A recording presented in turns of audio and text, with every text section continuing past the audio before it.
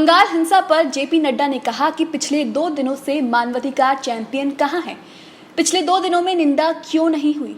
पश्चिम बंगाल में चुनावी नतीजे आने के बाद हुई राजनीतिक हिंसा को लेकर बीजेपी ने सीएम ममता बनर्जी पर जमकर निशाना साधा।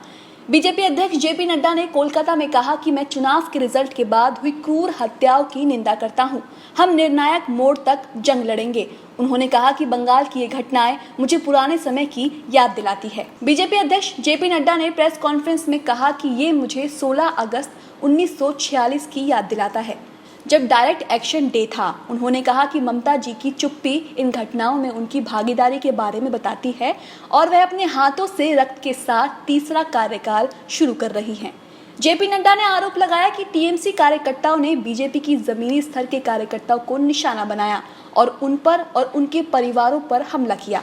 उनका टारगेट विशेष रूप से महिलाएं रही हैं। छेड़छाड़ और बलात्कार के मामले बड़े पैमाने पर हुए हैं। नड्डा ने कहा कि हम चुनाव के प्रचार में जब कहते थे कि बंगाल में महिलाएं सबसे ज्यादा असुरक्षित है, तो हम सही थे।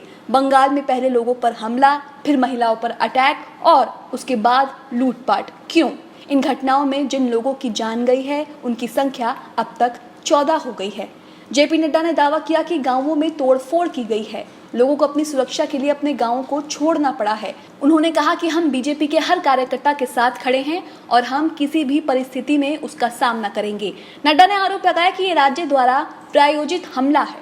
बंगाल में भाजपा कार्यकर्ताओं के साथ हो रही हिंसा के विरोध में मध्य प्रदेश के प्रत्येक मंडल में कोविड प्रोटोकॉल के तहत धरना दिया जा रहा है। इसी सिलसिले में मध्य प्रदेश भाजपा कार्यालय में भी धरना दिया गया। उसमें कई दिग्गज नेता धरने में शामिल हुए।